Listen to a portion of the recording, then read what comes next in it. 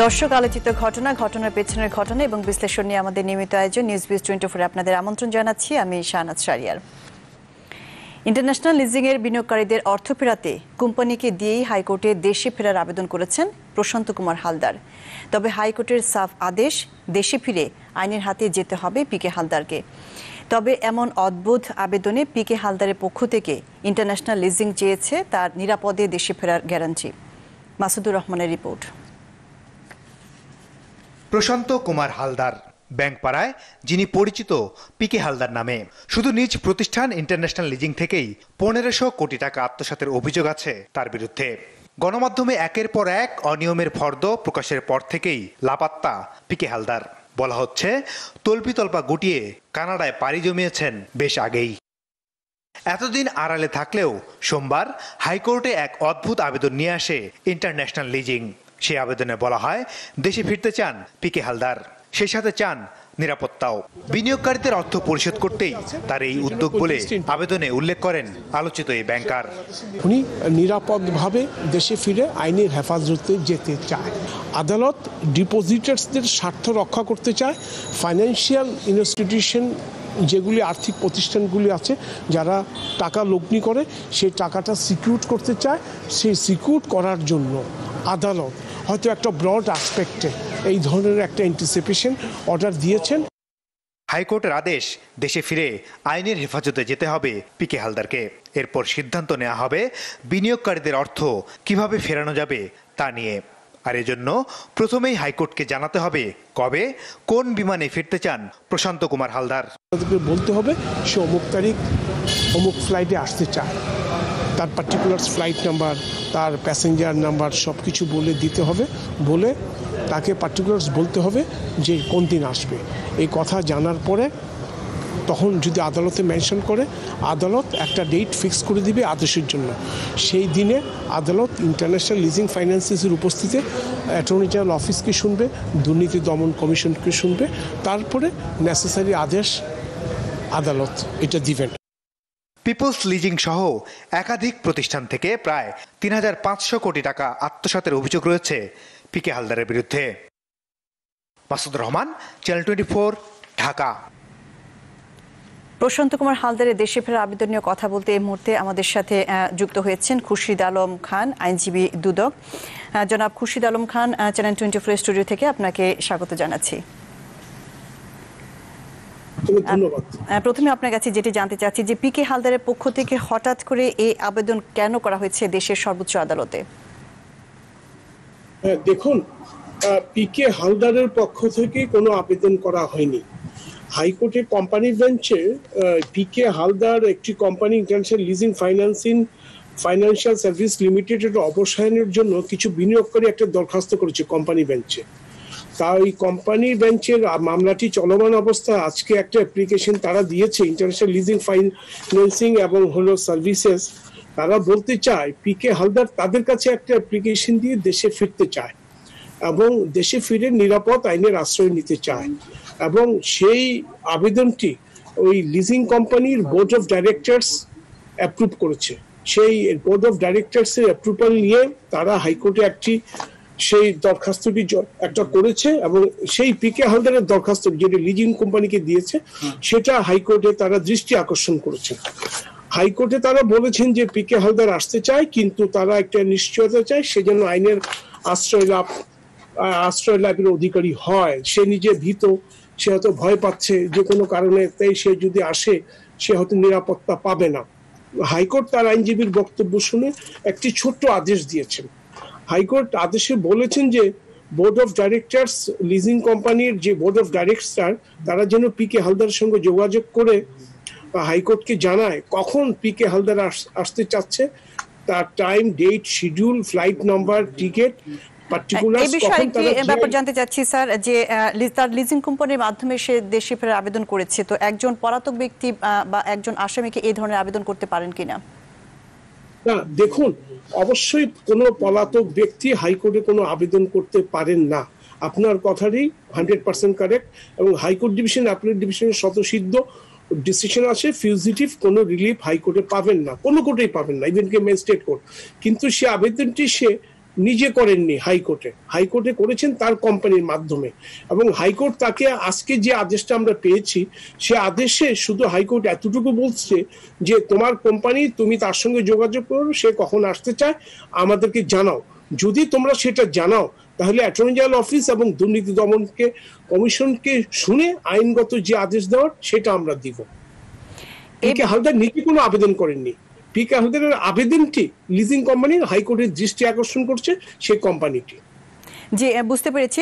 আপনি বলছিলেন যে কোনো পলাতক ব্যক্তি আবেদন করতে পারেন, যদিও তিনি তার কোম্পানির মাধ্যমে আবেদন করেছেন, কিন্তু দেশে ফিরে তিনি কিন্তু নিরাপত্তা চেয়েছেন, যার বিরুদ্ধে ৩৫০০ কোটি টাকা আত্মসাতের অভিযোগ আছে। তো তিনি কি এই ধরনের নিরাপত্তা চাইতে পারেন কিনা দেশের কাছে, সর্বোচ্চ আদালতের কাছে? হ্যাঁ, ফাইন। এখানে একটু আইনগত ব্যাখ্যার প্রয়োজন আছে। উনি নিরাপত্তা চেয়েছেন, নিরাপদ হেফাজতে যেন উনি আইনের আশ্রয় লাভের অধিকারী হয়। ধরেন এমন হতে পারে হয়তো উনি এসে জানতে চাচ্ছে আমি আজকে নামবো, আজকেই যেন হয়তো উনি, হাইকোর্ট তো আর ওনাকে রিলিজ করে দিবে না, হাইকোর্ট ওনাকে বলবে ল এনফোর্সিং এজেন্সির কাছে হ্যান্ড ওভার করো। উনি আইনের আশ্রয় through law enforcing agency. That means উনি কোনো রিলিফ চাচ্ছেন, উনি যখনই নামবে তখনই ওনাকে পুলিশ কাস্টডিতে হ্যান্ড ওভার করা হবে। আইনের শতসিদ্ধ নিয়ম হলো সেটাই। একজন পলাতক আসামি যখনই সে দুভাবে আইনের আশ্রয় নিতে পারে, একটা হলো সরাসরি আত্মসমর্পণের মাধ্যমে, অথবা পুলিশে তাকে অ্যারেস্ট করে আদালতে আত্মসমর্পণ করতে বাধ্য করবে এবং আদালতে সমর্পণ করবে, তখন আদালত যথাযথ আদেশ দিবে। আমার মনে হচ্ছে হাইকোর্টের অর্ডারটা খুব স্লিপ শর্ট অর্ডার, খুব ইলাবোরেট কিছু লেখেনি, কিন্তু সেটাই বোঝা যাচ্ছে সে আসলে তাকে আইনের আশ্রয় লাভে নেওয়ার জন্য যা যা করা দরকার হয়তো হাইকোর্ট সেই নির্দেশনা হয়তো বা দিতে পারে, নাও দিতে পারে। এটা অ্যাটর্নি জেনারেল অফিস এবং দুর্নীতি দমন কমিশনকে শুনে উনি সে আদেশটি দিবেন। এতটুকু হাইকোর্ট আদেশে বলেছেন, আজকে এর বেশি কিছু বলেননি। জনাব খুরশিদ আলম, আমাদেরকে সময় দেওয়ার জন্য আপনাকে অসংখ্য ধন্যবাদ। কথা বলছিলাম পিকে হালদারের দেশে ফেরার বিষয়ে, আবেদন করার বিষয়ে। আমাদের সাথে যুক্ত হয়েছিলেন খুরশিদ আলম খান, আইনজীবী দুদক। ৩ দফা সময় নেওয়ার পর অবশেষে সিনহা রাশিদ হত্যায় স্বরাষ্ট্রমন্ত্রীর কাছে রিপোর্ট জমা দিয়েছে তদন্ত কমিটি। তবে ঘটনাটি পূর্ব পরিকল্পিত নাকি তাৎক্ষণিক, তা নিয়ে এখনই কিছু বলতে চান না স্বরাষ্ট্রমন্ত্রী। তদন্ত কমিটির প্রধানের মতে এই ঘটনায় পুলিশ বাহিনীর সুনাম ক্ষুণ্ণ হবে না। ৮০ পৃষ্ঠার প্রতিবেদনের সুপারিশ করা হয়েছে ১৩টি। কক্সবাজারের মেরিন ড্রাইভে গত ৩১ জুলাই রাতে পুলিশের গুলিতে নিহত হন অবসরপ্রাপ্ত মেজর সিনহা রাশেদ। সেই ঘটনা তদন্তে ৪ সদস্যের তদন্ত কমিটি গঠন করে স্বরাষ্ট্র মন্ত্রণালয়। ৩ দফা সময় বাড়িয়ে প্রায় মাসখানেক তদন্ত শেষে সোমবার স্বরাষ্ট্রমন্ত্রীর হাতে ৮০ পৃষ্ঠার রিপোর্ট তুলে দেন কমিটির সদস্যরা। ৬৮ জনকে জিজ্ঞাসাবাদ সহ নানা সাক্ষ্য প্রমাণে নৃশংস এই হত্যাকাণ্ড পূর্ব পরিকল্পিত না তাৎক্ষণিক তা পরিষ্কার হয়েছে তদন্তে। তবে সেটি এখনই প্রকাশে রাজি হননি স্বরাষ্ট্রমন্ত্রী। কেন ঘটেছে, কিভাবে ঘটেছে, এগুলি পুরোপুরি বিশ্লেষণ এখানে রয়েছে, সেগুলো আমাদের স্টাডি করা হবে। আমরা এখন এই সম্বন্ধে প্রকাশ্যে আমরা কিছু জানাতে পারবো না। আমরা আদালতকে এটা সম্বন্ধে জানিয়ে দেব, আদালত মনে করলে এটাকে আমাদের থেকে নিয়ে যাবেন অফিসিয়ালি। রিপোর্টে সরকারি অস্ত্রের ব্যবহারে আরও সতর্ক থাকা সহ ১৩টি সুপারিশ রয়েছে। তদন্ত কমিটির প্রধান মনে করেন এই ঘটনার কারণে ম্লান হবে না পুলিশ বাহিনীর ভাবমূর্তি। আমাদের পুলিশ বাহিনী যে আইন শৃঙ্খলার জন্য যে অক্লান্ত পরিশ্রম করে দেশে, এই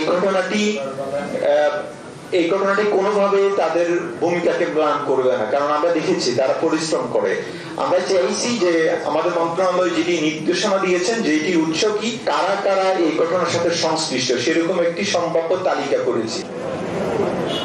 আলোচিত এই হত্যাকাণ্ডে এরই মধ্যে গ্রেপ্তার হয়েছে ১৩ জন, যার অন্যতম টেকনাফের বরখাস্ত হওয়া ওসি প্রদীপ ও ইন্সপেক্টর লিয়াকত। মূলত লিয়াকতের গুলিতেই নিহত হন সিনহা রাশেদ। নাফিউল ইসলাম লিংকন, চ্যানেল 24, ঢাকা। সিনহা রাশেদ হত্যা মামলা নিয়ে সর্বশেষ খবরাখবর জানাতে নিউজরুম থেকে আমাদের সাথে এই মুহূর্তে যুক্ত হচ্ছেন আমাদের সিনিয়র রিপোর্টার নাহিদ হোসেন। নাহিদ, তদন্ত কমিটি স্বরাষ্ট্রমন্ত্রীর কাছে যে তদন্ত রিপোর্ট আজকে জমা দিয়েছেন, তো এই তদন্ত রিপোর্টে কি আছে, কিছু ধারণা করতে পেরেছেন কি? প্রথমে আসলে যে বিষয়টা বলা দরকার, যে প্রশ্নের উত্তর খোঁজার জন্য এই তদন্ত কমিটি করা হয়েছিল, যে ৩১ জুলাই রাতে যে ঘটনাটি ঘটেছে টেকনাফের মেরিন ড্রাইভে, সেই ঘটনাটি কি কোনো পরিকল্পিত ঘটনা কিংবা এটি একটি তাৎক্ষণিক মুহূর্তের ঘটনা। কিন্তু এই 1 মাসেরও বেশি সময় ধরে তদন্ত কমিটির রিপোর্ট জমা পড়েছে। 35 দিন পর জুলাইয়ের ঘটনার পর আগস্টের 3 তারিখে এই তদন্ত কমিটি গঠন করা হয়। তারা মোট 3 দফায় সময় বাড়িয়েছে, তারপরে এই তদন্ত কমিটির রিপোর্ট জমা পড়লো। কিন্তু আজ স্বরাষ্ট্রমন্ত্রীও কিন্তু স্পষ্ট করে বলেছেন যে এখনই বলা যাচ্ছে না যে ঘটনাটি পূর্ব পরিকল্পিত নাকি একটি তাৎক্ষণিক মুহূর্তের ঘটনা। ফলে সবচেয়ে বড় প্রশ্নের উত্তরটি এখনো মেলেনি। তবে এর বাইরে যেগুলো আমরা অনানুষ্ঠানিক নানান সূত্রে জানতে পেরেছি যে তদন্ত রিপোর্টে এই বিষয়টি স্পষ্ট রয়েছে যে এই ঘটনার সময় অনাকাঙ্ক্ষিতভাবে অস্ত্রের ব্যবহার হয়েছে এবং অস্ত্রটি ব্যবহার করার মতো কোনো পরিবেশ কিংবা পরিস্থিতি সেখানে তৈরি হয়নি। এরকম একটি পরিস্থিতিতে সেখানে অস্ত্রের ব্যবহার করা হয়েছে। এই বাক্যটিকে ধরে আরও বেশ কিছু বর্ণনা দেওয়া হয়েছে। এই তদন্ত কমিটি মোট 68 জনের একটি তালিকা করেছিলেন এই তদন্ত কমিটি গঠনের পর।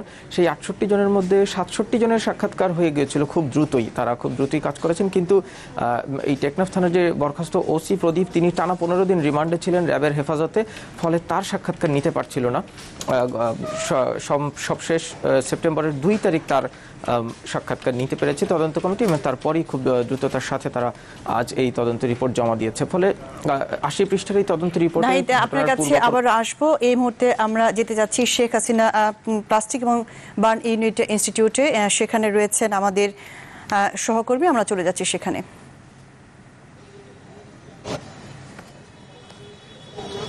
ফয়সাল, আপনি কি আমাকে শুনতে পাচ্ছেন? ইনস্টিটিউট থেকে এই মুহূর্তে মামুন নামের একজন রোগী, যিনি 15% বার্ন হয়েছিল নারায়ণগঞ্জের মসজিদে আহত, সেই রোগীকে কিন্তু বের করে নিয়ে আসা হয়েছে। আমরা একটু তার মুখ থেকে সেদিন রাতের অভিজ্ঞতাটা শুনবো। একটু আমাদের বলবেন সেদিন কি হয়েছিল? আমাদের টাইমে ওখানে আসছে কিছু সদাই নিয়েছিলাম মুদি দোকান থেকে, এখন যাইতেছিলাম, এখন আস্তে করে দেখি এসিটা বাস্ট হয়েছে। আপনার বাস্ট হয়েছে, তখন আমি পিছন থেকে ঘুরে আবার দোকানের দিকে চলে গেছি। আমার হাতে লাগছে, অন্য কোনো জায়গায় লাগে না, হাতে আর পিছন। জেলা প্রশাসন তো থাকে 10,000 টাকা দিয়েছে আমাকে। সেটা দিচ্ছে, কিন্তু নামাজ তো পড়তে গিয়েছিলেন। হ্যাঁ, নামাজ কখন কি শব্দ? নামাজ শেষে নামাজ শেষে কি বুঝতেছিল যতটুকু মনে আছে বলো তো? নামাজ শেষেই মানে সবাই কেউ বেরোতেছে, কেউ সুন্নত পড়তে আছে, এমন টাইমে বিস্ফোরণ করছে। সব পুরো আগুন ঝরে গেছে, আগুন কি দেখা গেছে? প্রথম অল্প হয়েছে, তারপরে ঠাস করে অনেক জোরে হয়ে গেছে। মসজিদে কি পরিমাণ লোক ছিল কি মনে হয়? মসজিদের দাম দেখি না, আমি তো গলির ভিতরে ছিলাম। পরবর্তীতে দেখি যে মসজিদে অনেক মানুষ ঝাপাই ময়লা পানির ভিতরে পড়তে আসছে, সব জইলা পুরে ছাই হয়ে গেছে। না, আমি জামাতে বাইরে ছিলাম। মানে আপনি মসজিদের বাইরে ছিলেন? বাইরে ছিলাম। আচ্ছা, ওখানে যে গ্যাস উঠতো প্রায় সবাই গন্ধ পেত, আপনারা কি সেখানে গন্ধ পেতেন বা গ্যাসের কোনো আলামত পাইছিলেন? হ্যাঁ, গ্যাসের গন্ধ ছিল আগে থেকে ছিল। কিরকম ছিল আগে, কিভাবে টের পাইতেন? হালকা হালকা বের হইতো, হালকা।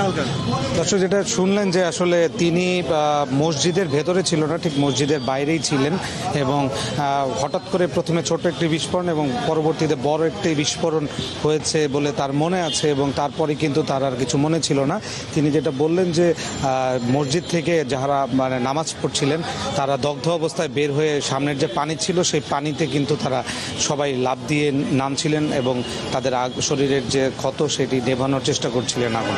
তো তাকে এখন নিয়ে যাওয়া হবে এখান থেকে নারায়ণগঞ্জ, টিএনও আছে তার সাথে, টিএনওর তত্ত্বাবধানে তাকে নিয়ে যাওয়া হবে। তো এই ছিল মূলত ফয়সাল, আপনাকে ধন্যবাদ। নারায়ণগঞ্জে মসজিদে বিস্ফোরণের ঘটনা হয়তো একজন কথা বলছিলেন এবং জানাচ্ছিলেন ফয়সাল হোসেন, আমাদের reporter Sheikh Hasina burn institute থেকে। এবার আমরা সিনহা রাশেদ হত্যা মামলার সম্পর্কিত সবশেষ খবরাখবর জানতে চলে যাচ্ছি আমাদের নিউজ রুমে। সেখান থেকে আমাদের সাথে যুক্ত হচ্ছে নাহিদ হোসেন। যেমনটি বলছিলাম যে এই রিপোর্টটি প্রকাশ করা হয়নি, যে তদন্ত রিপোর্টটি দেওয়া হয়েছে স্বরাষ্ট্র মন্ত্রণালয়ের কাছে, এবং যদিও স্বরাষ্ট্র মন্ত্রণালয় যথেষ্ট যুক্তি দিয়েছে যে কেন রিপোর্টটি এখনো প্রকাশ করা হয়নি, তারপরও আপনার কাছ থেকে বিস্তারিত জানতে চাচ্ছি কেন রিপোর্টটি প্রকাশ করা হলো না। না দেখুন, খুব স্বাভাবিকভাবে এটি খুবই স্পর্শকাতর একটি মামলা, খুবই চাঞ্চল্যকর একটি ঘটনা এবং সারা দেশে এই নিয়ে বাহিনীগুলোর মধ্যেও যেমন একটি টানাপোড়েনের কথা আমরা শুনেছি, তার পাশাপাশি এটি সারা দেশের মানুষকে নাড়িয়ে দিয়েছে। ফলে এই মামলার যে মামলা চলমান রয়েছে সেই তদন্ত এবং তার পাশাপাশি স্বরাষ্ট্র মন্ত্রণালয়ের একটি উচ্চপদস্থ কমিটি তৈরি করা হয়েছে, সেই তদন্ত রিপোর্টে কি আছে সেটি এখনই প্রকাশযোগ্য নয়, সেটি স্বরাষ্ট্রমন্ত্রীও স্পষ্ট করে বলেছেন। কারণ এই তদন্ত রিপোর্টে নিশ্চয়ই 13টি সুপারিশ দেওয়া হয়েছে আমরা যতদূর জানি, এবং সেই সুপারিশগুলো কি সেগুলো বিস্তারিত না জানলেও ধারণা করা যেতে পারে যে এই ঘটনার পূর্বাপর বিস্তারিত বর্ণনা দেওয়া রয়েছে এবং সেই সব যে সুপারিশগুলো রয়েছে এই যে ঘটনার বিস্তারিতর সাথে সুপারিশগুলো নির্ধারণ করা হয়েছে। ফলে যেহেতু এটির স্পর্শকাতরতা বিবেচনাতেই হয়তো এখনো এটি প্রকাশ করা হয়নি, তবে যেটি বোঝা যাচ্ছে যে এটি হয়তো আদালত পর্যন্ত নিয়ে যাওয়া হতে পারে। যে আদালতে বিচার চলছে সেই আদালত চাইলে এই তদন্ত রিপোর্টটি তাদের বিচার কার্যে ব্যবহার করতে পারে। নাহিদ হোসেন, আপনাকে ধন্যবাদ। অবসরপ্রাপ্ত মেজর সিনহা রাশেদ হত্যা মামলার সবশেষ খবরাখবর জানাচ্ছিলেন নিউজরুম থেকে আমাদের সিনিয়র রিপোর্টার নাহিদ হোসেন। আবারও যেতে চাই নারায়ণগঞ্জ প্রসঙ্গে। নারায়ণগঞ্জের তল্লার মসজিদে বিস্ফোরণের ঘটনায় মৃতের সংখ্যা বাড়ছে প্রতিদিনই। এদিকে গ্যাসের লাইন সরাতে মসজিদ কর্তৃপক্ষের আবেদন এবং ঘুষ চাওয়ার অভিযোগ অস্বীকার করেছে তিতাস। এ বিষয় নিয়ে আরও জানাতে সরাসরি যোগ দিচ্ছেন আহসান সাদিক। আহসান সাদিক, গ্যাসের লাইন সরাতে মসজিদ কর্তৃপক্ষের আবেদন এবং ঘুষ চাওয়ার অভিযোগ অস্বীকার করেছে তিতাস গ্যাস কর্তৃপক্ষ, তো এ বিষয়ে এলাকাবাসী কি বলছে এবং আর এখন তল্লায় কি অবস্থা যদি আপনি আমাদের জানাতেন।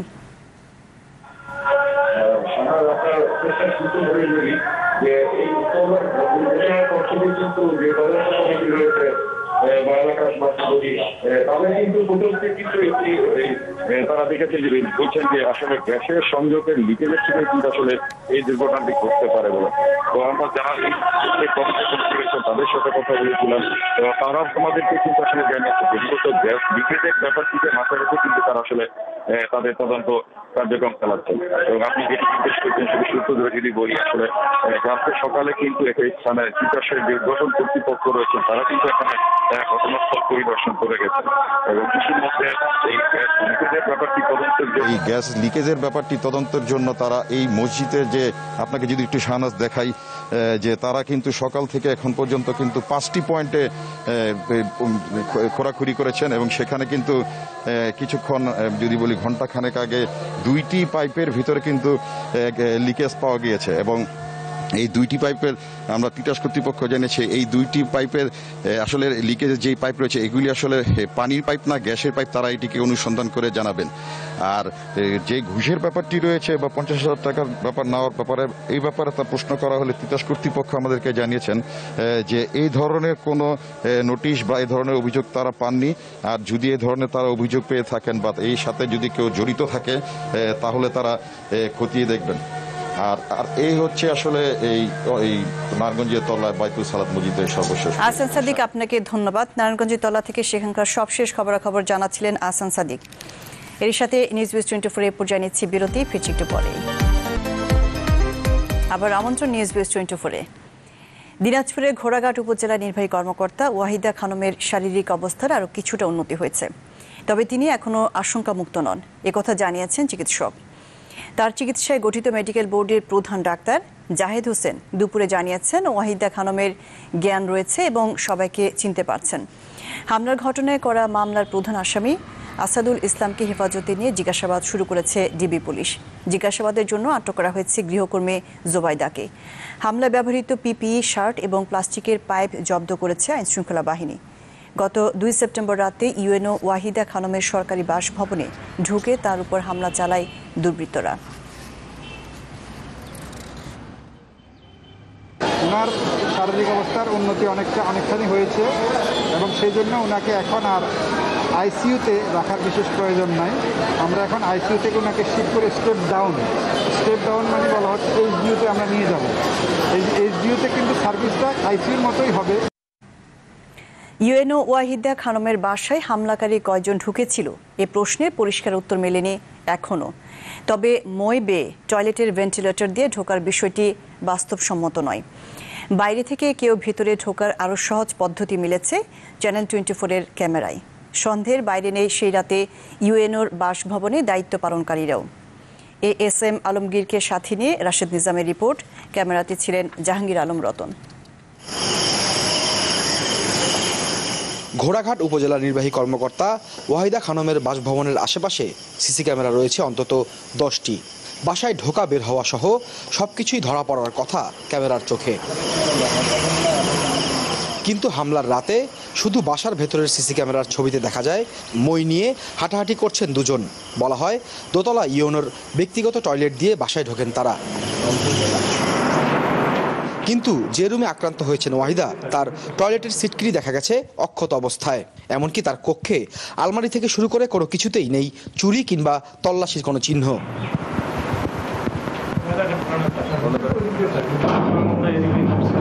ইউএনওর বাসার রান্নাঘরের ছাদের সাথে গ্রিলবিহীন ভেন্টিলেটরটি নিয়ে কোনো আলোচনা হয়নি ঘটনার পর, যা দিয়ে ঢোকা খুবই সহজ। সম্প্রতি ওই বাসায় রঙের কাজের দায়িত্ব পালন করা বুলাকিপুর ইউপি সচিব জানান নবিরুল নামে কেউ কাজ করেনি ওখানে। না না না না, ওদের চিনি না। দেখলেন কাজ করছে শহীদ একটা হেড মিস্ত্রি, তারপরে সেটা এই স্যার আসার আগে মানে ফার্নিচার আনেনি, তখন লক করেছিল। স্যার পোস্টিং বোধহয় 18 সালের ডিসেম্বর কি নভেম্বরে। সে তো রঙের কাজ করে, এটা তো যেদিন এলা ঘটনা ঘটে সেদিন তো সে রাত্রে বাড়ি, কোথাও তো যায়নি।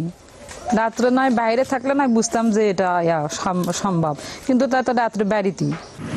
বাসার নিরাপত্তা প্রহরী পলাশকে দিনাজপুরের ডিসির বাসায় এক চুরির ঘটনায় জড়িত থাকার অভিযোগে বদলি করা হয় ঘোড়াঘাটে। ঊর্ধ্বতন কর্মকর্তা অনেক এখানে উপস্থিত। তার আধা ঘন্টা পরে ডিসি স্যার ঢুকলেন, পলাশ ওখানে বসেছিলেন। তো ডিসি স্যার ওনাকে যে বক্তব্যগুলো দিলেন, উনি মর্মাহত অবস্থায় ডিসি স্যারকে কোনো উত্তর দিতে পারেননি। ঘটনার পর তৃতীয়বারের মতো ওয়াহিদা খানমের বাসভবন পরিদর্শন করেছেন র্যাব 13 সিও সহ পিবিআই এর ঊর্ধ্বতন কর্মকর্তারা। তবে ক্যামেরার সামনে কোনো কথা বলতে রাজি হননি তারা। রাশেদ নিজাম, চ্যানেল 24, ঘোড়াঘাট, দিনাজপুর। কুষ্টিয়ায় জাতীয় পরিচয়পত্র জালিয়াতি চক্রে 4 সদস্যকে আটক করেছে পুলিশ। গতরাতে ভুক্তভোগীর অভিযোগের ভিত্তিতে তাদের আটক করা হয়। এজন্য চ্যানেল 24-কে বিশেষভাবে ধন্যবাদ জানিয়েছেন পুলিশ সুপার তানভীর আরাফাত। বলেন, অনুসন্ধানী প্রতিবেদন দেখার পর ভুক্তভোগীকে অভিযোগ দিতে পরামর্শ দেওয়া হয়। এর আগে অন্যের জমি হাতিয়ে নেয়ার অভিযোগে কুষ্টিয়া শহর যুবলীগের কমিটি বিলুপ্ত ঘোষণা করে কেন্দ্রীয় কমিটি।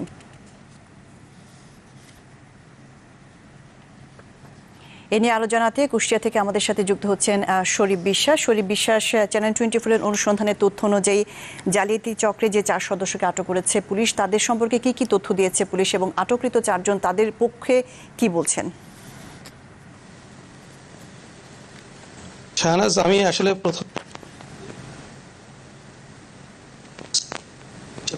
জালিয়াতি চক্রের যে 4 জনকে আটক করা হয়েছে তাদের কাছ থেকে এখন পর্যন্ত কোনো তথ্য পাওয়া যায়নি, অর্থাৎ পুলিশ কিন্তু দেয়নি। কারণ এর সাথে আরো বেশ কয়েকজন জড়িত থাকতে পারে, সেই কারণেই পুলিশ তথ্য দিচ্ছে না। আগামীকাল হয়তো ভালো কোনো খবর থাকলে তারা পুলিশের পক্ষ থেকে আনুষ্ঠানিকভাবে ব্রিফিং করা হবে।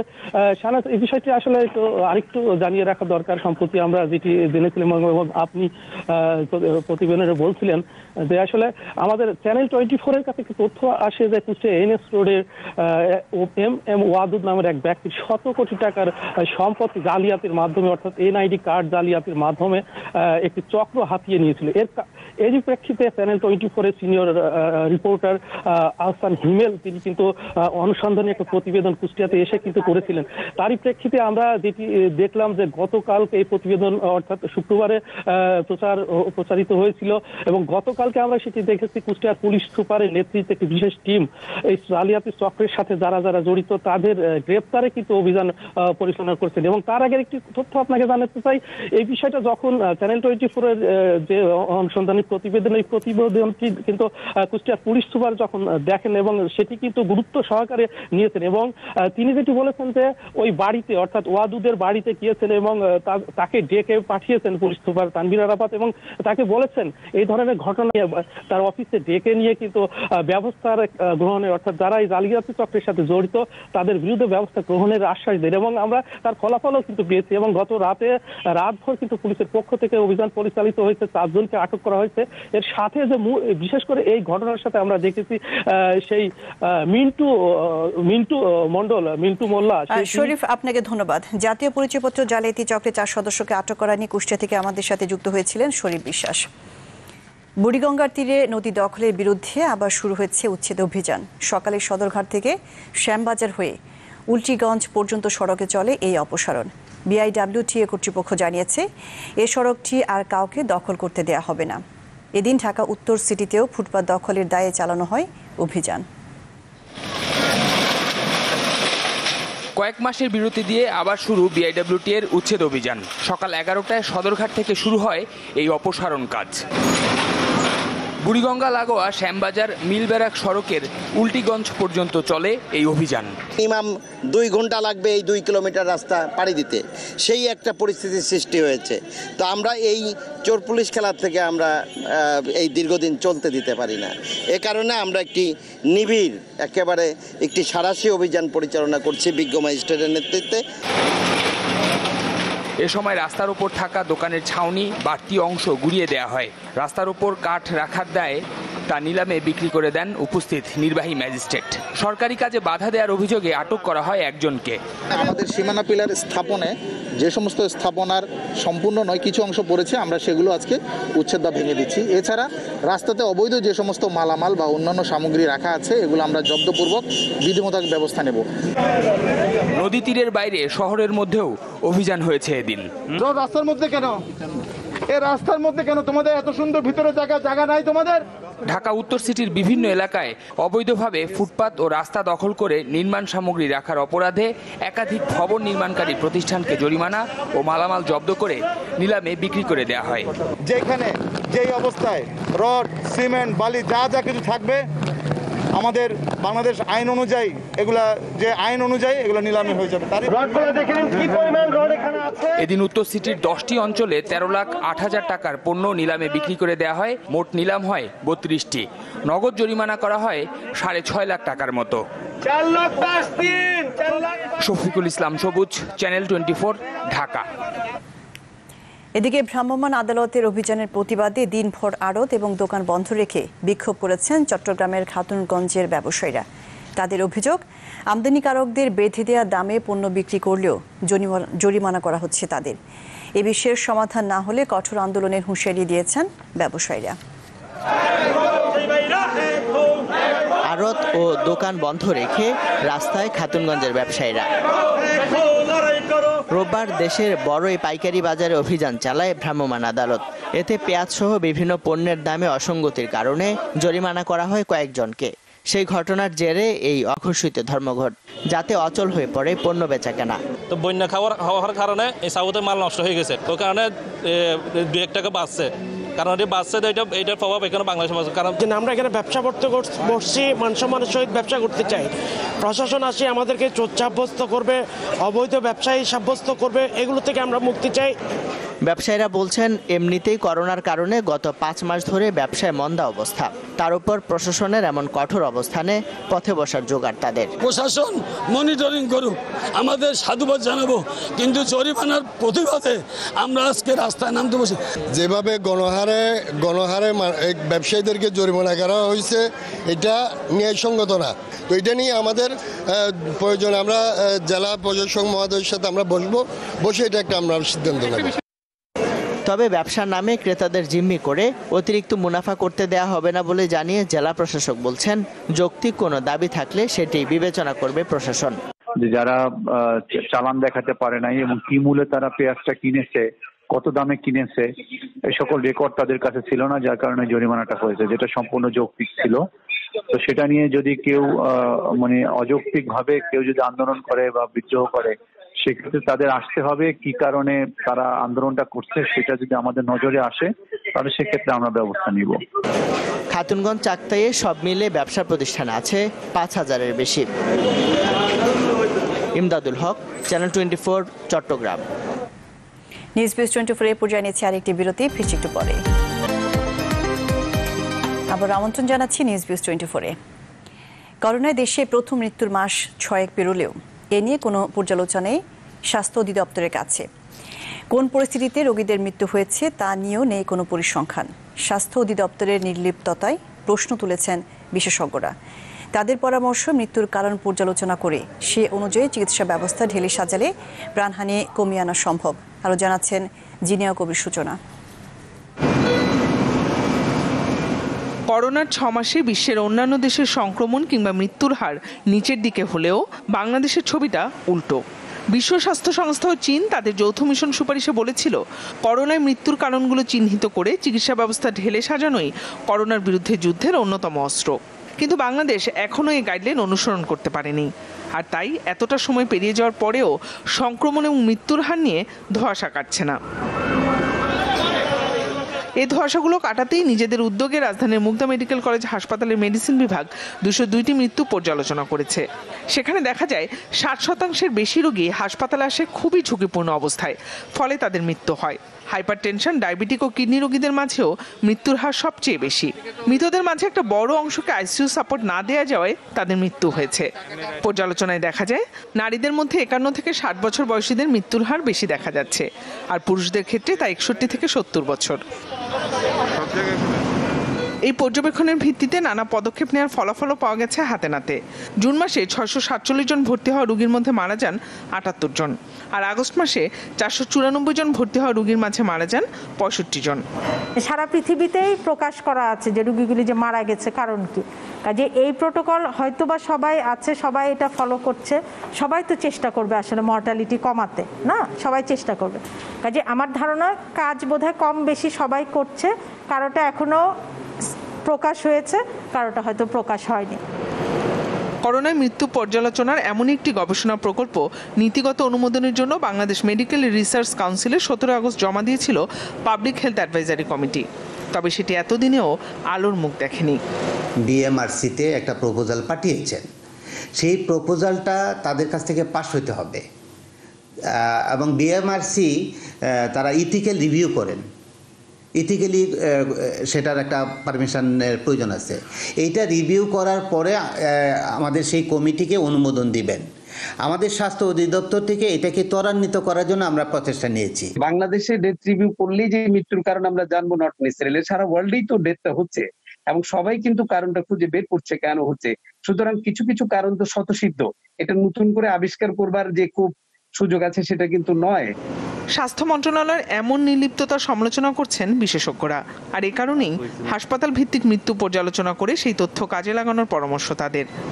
সবকিছুর সব দিককার অবস্থাটা তারা ব্যালেন্স করতে চাচ্ছে, নিজেদের উইকনেসটাকে প্রকাশ করতে চায় না এবং মানুষকে এটা বুঝতে দেয় না যে আমরা এটা করি নাই, ওইটা করি নাই, এটা করা উচিত ছিল, এইগুলো প্রকাশ করতে দিতে চাচ্ছে না।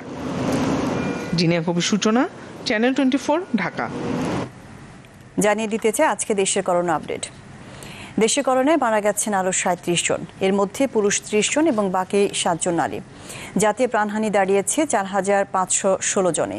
স্বাস্থ্য অধিদপ্তরের প্রেস বিজ্ঞপ্তিতে জানানো হয়েছে, সবশেষ 15,412টি নমুনা পরীক্ষায় শনাক্ত হয়েছে 2,202 জন। শনাক্তের হার 14.29%। আক্রান্ত দাঁড়িয়েছে 3,27,359 জন। তবে 3,298 জন বেড়ে মোট সুস্থ হয়েছেন 2,24,573 জন। সুস্থতার হার 68.6%।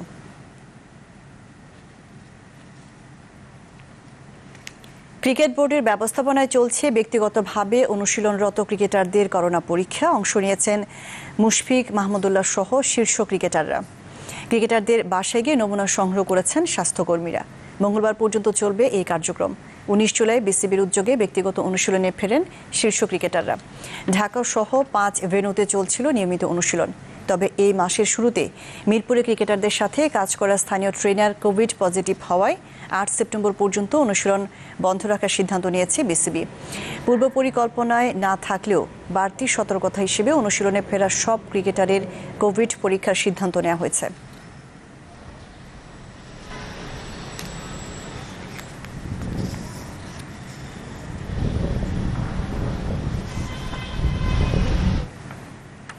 জানিয়ে দিচ্ছি দেশের বাইরের করোনা পরিস্থিতির খবরাখবর। করোনায় টানা দ্বিতীয় দিনের মতো ভারতে রেকর্ড 90,800 জন শনাক্ত হয়েছে। এ নিয়ে দেশটিতে আক্রান্ত 42 লাখ ছাড়িয়েছে। আর বিশ্বজুড়ে আক্রান্ত 2,70,00,000 লাখ, প্রাণহানি 8,82,000, সুস্থ হয়েছেন 1,80,000 মানুষ। ব্রাজিলকে টপকে বিশ্বের সংক্রমণে দ্বিতীয় অবস্থানে উঠে এসেছে ভারত। দেশটিতে প্রাণহানি ছাড়িয়েছে 71,000। ভারতের নয়াদিল্লিতে 5 মাস পর চালু হয়েছে মেট্রো রেল। দেশজুড়ে আরও 12টি মেট্রো সার্ভিস চালু হচ্ছে আজ। চীনের ওষুধ নির্মাতা কোম্পানি সিনোভ্যাক বলছে তাদের কোম্পানির প্রায় 3,000 কর্মকর্তা এবং পরিবারের সদস্যদের দেওয়া হয়েছে করোনা টিকা। গত 24 ঘন্টায় ব্রাজিলে 14,501 জন, মেক্সিকোতে 4,600, চীনে 12 এবং অস্ট্রেলিয়ার ভিক্টোরিয়াতে 41 জন কোভিড-19 রোগী শনাক্ত হয়েছেন। এদিকে আরও 2 সপ্তাহ লকডাউন বৃদ্ধির সিদ্ধান্তের বিরুদ্ধে বিক্ষোভ হয়েছে মেলবোর্নে। সাদা কিংবা গোলাপি নয়, অনেকটাই হলুদ, বিশাল জলাশয় জুড়ে চাদরের মতো ছড়িয়ে আছে। কুমিল্লার বুড়িচং উপজেলার দক্ষিণ গ্রামের বিলে এমনই এক দুর্লভ পদ্মফুলের সন্ধান মিলেছে। গবেষকরা বলছেন প্রাথমিক পর্যবেক্ষণে এটি পদ্মফুলের নতুন প্রজাতি। পরীক্ষা নিরীক্ষায় উত্তীর্ণ হলে উদ্ভিদ বিজ্ঞানে হলুদাভ পদ্মফুল হবে অনন্য সংযোজন। কুমিল্লার প্রতিনিধি জাহিদুর রহমানকে সাথে নিয়ে আরও জানাচ্ছেন তানিম রহমান।